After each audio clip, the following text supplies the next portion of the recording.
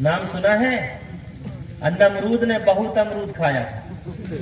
अमरूद की एक खासियत है, वो खुद तो हजम नहीं होता, लेकिन दूसरे के लिए हजमोला और पाचक बन जाता।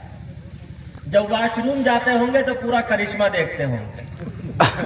लेकिन एक लंगड़ा मच्छर नाक में घुसा, दिमाग में जाकर चिपक गया। यहाँ कोई लंगड़ा तो नहीं है? अच्छा, अगर है भी तो कोई बात नहीं, इसलिए कि लंगड़ा भी बड़े काम का होता है। नमरूद का तिया पाचा किसने किया था? लंगड़े मच्छर ने। लंगड़ा मच्छर नाक में घुसा, दिमाग में जाकर, अरे बोलो आगे से पीछे तक, दिमाग में जाकर चिपक गया।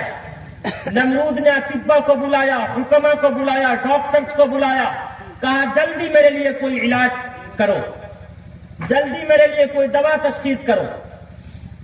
हकीम ने कहा कि बादशाह सलामत, जान माफ करनी पड़ेगी, खून माफ करना पड़ेगा। उसने कहा जा, मैंने तेरी जान भी माफ कर दी, तेरा खून भी माफ कर दिया। कहा बादशाह सलामत, थपथपाना पड़ेगा। क्या करना पड़ेगा बोलो मुसलमानों? थपथपाना पड़ेगा। कहा थपथपाना पड़ेगा? सर पे। कहा किस चीज से? चप्पल से। कहा चप्पल से। अरे किस चीज से? आगे से पीछे तक बोलो। चप्पल से। उस वक्त प्लास्टिक और रबड़ की चप्पल नहीं चलती थी। कौन सी चप्पल चलती थी? काट के। लकड़ी की, जिसे क्या कहते हैं? काट। उसने भी सोचा कि इसने पूरी जिंदगी, पूरा जीवन खूब थपथपाया, आज गोल्डन चांस मिला है। कौन सा चांस? सोना चांस। आपको भी गोल्डन चांस मिलता और वक्तन फवक्तन खूब थपथपाया जाता। अरे कभी ट्रिपल तलाक के नाम पर थपथपाया, कभी एनपीआर के नाम पर थपथपाया, कभी एनआरसी के नाम पर थपथपाया, कभी जीएसटी के नाम पर थपथपाया, और अब आटा और चावल भी महंगा करके थपथपाया जा रहा है। ऐ हिंदू मुस्लिम भाइयों, आपको भी गोल्डन चांस मिलता है। आज ये वादा करो कि गोल्डन चांस अब नहीं गवाएंगे। इंशाअल्लाह अब गोल्डन चांस गवाने वाले नहीं हैं। उसने भी सोचा कि आज गोल्डन चांस मिला है, इसने पूरा जीवन खूब थपथपाया है। अब उसने जब उस खड़ाम से थपथपाना शुरू किया तो वो खड़ाम बोलता खड़ा खड़ा खड़ा खड़ा, इतना थपथपाया, इतना थपथपाया कि उसने तड़प तड़प कर दम तोड़ दिया। अल्लाह ने दिखा दिया कि मैंने फिरौन को पैबंदे खाक कर दिया, शद्दाद को नेस्त नाबूद कर दिया, कारून को जमीन में धंसा दिया। आई एम सुपर पावर, मुझसे बड़ी किसी की ताकत और कुव्वत नहीं है। इसलिए ऐ मुसलमानों, याद रखो, आपके पास ईमान से बड़ी ताकत और कुव्वत कुछ नहीं है। अपने ईमान की बुनियाद पर इंशाअल्लाह हमेशा अपने संसार का नक्शा बदला है, चेंज किया है, इंशाअल्लाह हमेशा चेंज करते रहेंगे। इंशाअल्लाह हाथ उठा के वादा कीजिए। फिरौन हामान ने अपना सिक्का खूब जमाया था, फिरौन हामान ने अपना सिक्का खूब जमाया था, रुस्तम और सोहराब ने अपना दमखम खूब दिखाया था, रुस्तम और सोहराब ने अपना दमखम खूब दिखाया था। बनवाई शद्दाद ने जन्नत फिर भी देख न पाया था, बनवाई शद्दाद ने जन्नत फिर भी देख न पाया था। आज कहाँ सुल्तानी है, आज कहाँ सुल्तानी है, उनकी सिर्फ कहानी है। पूरब पश्चिम उत्तर दक्षिण, क्या खुशकी क्या पानी है, सिर्फ खुदा की जात रहेगी, सारी दुनिया फानी है, सारी दुनिया फानी है।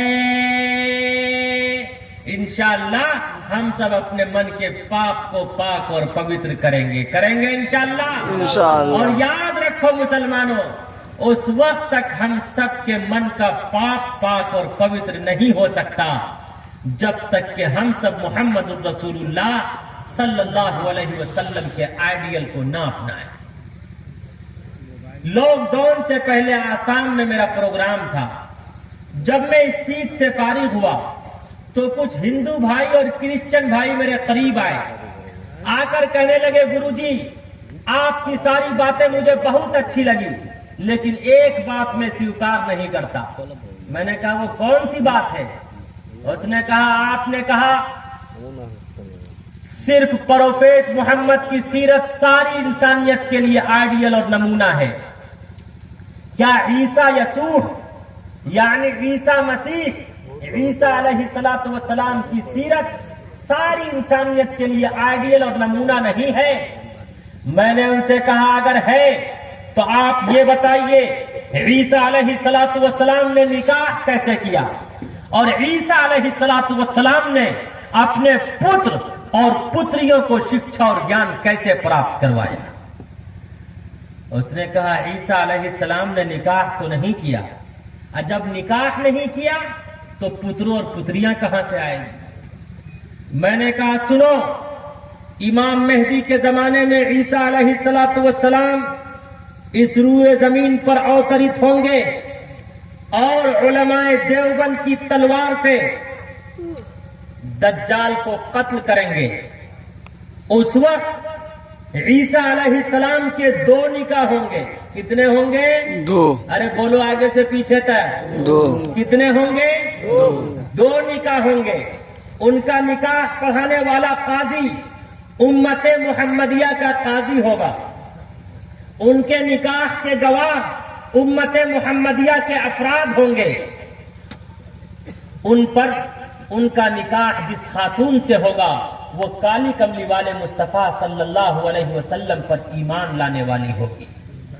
तो खुद ईसा अलैहिस्सलाम की जिंदगी उस वक्त तक कामिल व अकमल नहीं होगी जब तक कि वो मुहम्मदुर रसूलुल्लाह सल्लल्लाहु अलैहि वसल्लम के आइडियल को ना अपनाए। तो उसने मुझे चिढ़ाने के लिए कहा, आप उस मोहम्मद की बात करते, मोहम्मद ने सिर्फ शादियां ही तो की है, उसके सिवा और क्या किया है? ऐ मुसलमानों बताओ, अगर कोई आपसे कहे मोहम्मद साहब ने सिर्फ शादियां ही तो की है, आपको कितना गुस्सा आएगा, आप किस कदर बरहम होंगे, आप कितने इमोशनल होंगे, कितने लाल और पीले होंगे। अरे होंगे या नहीं? लेकिन मैं गुस्से और जज्बे में नहीं आया, वरना वो ये कहते जब मुल्ला जी से, मौलवी साहब से क्वेश्चन का उत्तर नहीं आता तो ये फौरन जज्बे में आ जाते। मैंने उनसे कहा कान खोल कर सुनिए और आप लोग भी समझने की कोशिश कीजिए मैं जो असल बात बताने जा रहा हूं। मैंने उनसे कहा ये सामने बैठे हुए हैं हमारे हिंदू भाई आपके साथ, अगर आप इनसे कहें श्री कृष्ण ने सिर्फ विवाह ही तो किया है, सिर्फ निकाह ही तो किया है, बताइए इनको कितना गुस्सा आएगा। इसलिए कि बेशक आप अलैहिस्सलातु वस्सलाम ने 12 विवाह किया, लेकिन उठाओ महाभारत साफ वजाहत के साथ है, श्री कृष्ण जी ने 16,108 विवाह किया, जिनमें से 9 पत्नियों का तस्करा खुद महाभारत में मौजूद है।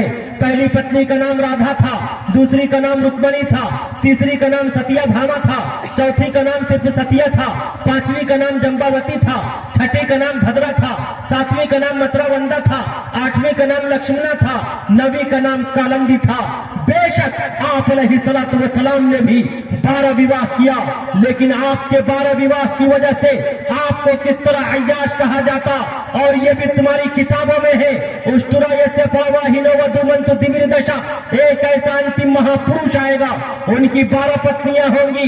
दिव्य के माने 2, दश के माने 10, 10 और 2 कितने होते हैं? 12। 10 और 2 12। बेशक आप अलैहिस्सलातु वस्सलाम की 12 पत्नियां थी। पहली पत्नी का नाम खदीजा था, दूसरी का नाम सौदा था, तीसरी का नाम आयशा था, चौथी का नाम हफ्सा था, पांचवी का नाम ज़ैनब बिनते खुज़ैमा था, छठी का नाम उम्मे सलमा था, सातवीं का नाम ज़ैनब बिनते जहश था, आठवीं का नाम जुवेरिया था, 9वीं का नाम उम्मे हबीबा था, 10वीं का नाम सफिया था, 11वीं का नाम मैमूना था, 12वीं का नाम मारिया किप्तिया था, जिसे यमन के बादशाह ने बांदी के तौर पर पेश किया था। बाद में आपने उससे निकाह किया और उसी से इब्राहिम नामी पुत्र पैदा हुआ। मैंने उनसे कहा, बताओ अगर तुम श्री कृष्ण जी की 16,108 पत्नियां थी, तुम श्री कृष्ण जी को अय्याश और रंगीला नहीं कह सकते, तो बताओ मोहम्मद साहब को कैसे कह सकते? बेशक। और नऊज़ बिल्लाह, मुहम्मदुर रसूलुल्लाह सल्लल्लाहु अलैहि वसल्लम जबकि पूरे यंग थे। आज का कोई नौजवान किसी बुढ़िया से विवाह करेगा, लेकिन अंतिम महापुरुष उनकी एज 25 वर्ष की थी। उस वक्त हजरत खदीजतुल कुबरा की एज 40 साल थी। उनके 2 शौहर, 2 हस्बैंड डेट कर चुके थे। मुहम्मदुर रसूलुल्लाह को अय्याश और रंगीला रसूल कहने वालों, कान खोल कर सुन लो। अगर मुहम्मदुर रसूलुल्लाह सल्लल्लाहु अलैहि वसल्लम नऊज़ बिल्लाह अय्याश होते, तो 25 साल की उम्र में एक 40 साल खातून से, एक बुढ़िया से विवाह नहीं करते। और जब तक खदीजतुल कुबरा जिंदा रही हैं, उस वक्त तक आपने दूसरा निकाह नहीं किया। 53 साल तक आपकी एज टोटल कितनी थी? 63 साल। लेकिन 53 साल आपने हजरत खदीजतुल कुबरा के साथ अपना जीवन बिता दिया। उसके बाद अल्लाह की मर्जी से, इसलिए कि यज्ञम पर चोच्छाम्यवम सतदू धूत विवोचति पूर्वयम गतम कस्तदि विभारता। कोई भी महापुरुष, दम बरीवर्स said to their apostles, we will drive you out of our land. कोई भी महापुरुष ईश्वर की रजामंदी के बगैर कोई काम नहीं करता। अगर आपने, या हो सकता है आपके अकीदे के मुताबिक श्री कृष्ण जी भी नबी हो, महापुरुष हो, अवतार में से हो, इसलिए कि कुरान में सिर्फ 24 और 25 नबियों का नाम आया है। हो सकता है अगर वो भी नबी हो तो आपके पास जवाब नहीं होगा, उत्तर नहीं होगा, लेकिन मैं उत्तर देता, इसलिए कि मजहब इस्लाम ने हर धर्म और हर धर्म के धर्म गुरुओं का सम्मान किया है। इसलिए मैं मुहम्मदुर रसूलुल्लाह सल्लल्लाहु अलैहि वसल्लम को आखिरी नबी मानता। और श्री कृष्ण जी का भी सम्मान करते हैं हम लोग, श्रीमती सीता का भी सम्मान करते, श्री लक्ष्मण का भी सम्मान करते। याद रखो, हमारे पुरखों ने ये पाठ पढ़ाया है, मजहब इस्लाम ने हर धर्म और हर धर्म के धर्म गुरुओं का सम्मान किया है। इसलिए हम भी सबका सम्मान करेंगे, सबका आदर करेंगे। जब मैंने उनके इस क्वेश्चन का ये उत्तर दिया तो उसने मुझे और चिढ़ाने के लिए कहा, तो आप बताइए मुहम्मद साहब ने 12 विवाह क्यों किया? और ये फैजाने देवबंद था कि इस क्वेश्चन का उत्तर उस वक्त मेरे कल्ब पर अवतरित हुआ। मैंने उनसे कहा कि सुनो, दुनिया का कोई मनुष्य, दुनिया का कोई व्यक्ति, दुनिया का कोई यंग अगर किसी खातून से निकाह करेगा, विवाह करेगा, तो वो इन्हीं 12 खवातीन में से कोई न कोई खातून होगी। वो उम्र में बड़ी होगी या छोटी होगी। कितने हुए? अरे बोलो। कोई भी मर्द किसी खातून से निकाह करेगा तो वो होने वाली होम मेकर, होने वाली वाइफ उम्र में बड़ी होगी या छोटी होगी। कितने हुए? 2। अमीर होगी या गरीब होगी। कितने हुए? अरे बोलो। 2। कंवारी होगी, शादीशुदा होगी या मुतल्लका होगी। कितने हुए? 7। अरे 7। कितने हुए? 7। उसका कॉन्टेक्ट उसी की बिरादरी से होगा या उसकी बिरादरी से नहीं होगा। कितने हुए? 9। वो पहले से मुस्लिम होगी या नॉन मुस्लिम होगी।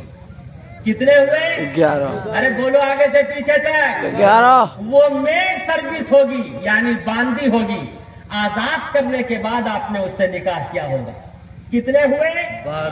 12।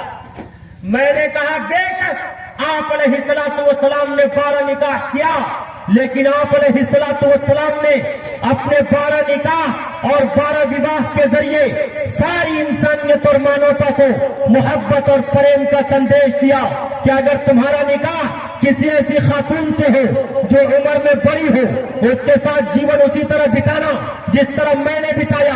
अगर तुम्हारा निकाह किसी ऐसी खातून से हो जो उम्र में छोटी हो, उसके साथ जीवन उसी तरह बिताना जिस तरह मैंने बिताया। अगर तुम्हारा निकाह किसी ऐसी खातून से हो जो अमीर हो, उसके साथ जीवन उसी तरह बिताना जिस तरह मैंने बिताया। अगर तुम्हारा निकाह किसी ऐसी खातून से हो जो उम्र में छोटी हो या गरीब हो, उसके साथ जीवन उसी तरह बिताना जिस तरह मैंने बिताया। अगर तुम्हारा निकाह किसी ऐसी खातून से हो जो कवारी हो, उसके साथ जीवन उसी तरह बिताना जिस तरह मैंने बिताया। अगर तुम्हारा निकाह किसी ऐसी खातून से हो जो शादीशुदा हो, उसके साथ जीवन उसी तरह बिताना जिस तरह मैंने बिताया।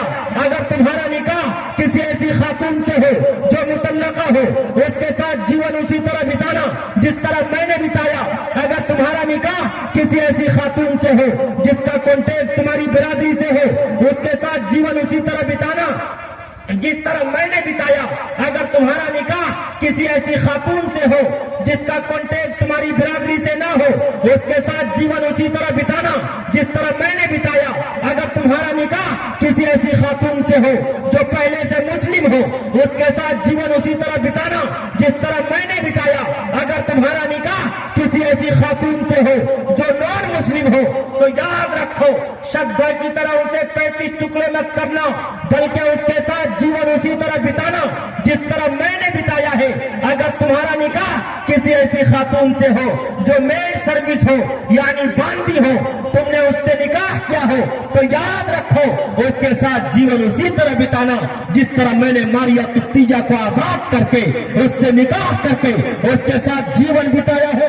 गोया आप अलैहिस्सलातु वस्सलाम ने अपने 12 निकाह के जरिए सारी इंसानियत और मानवता को मोहब्बत और प्रेम का संदेश और आदेश दिया कि अपनी माता का भी सम्मान करना, अपनी वाइफ का भी सम्मान करना, इसलिए कि माँ दुनिया में लाई है, बीवी तमाम रिश्तेदारों को छोड़कर आपके जीवन में आई है।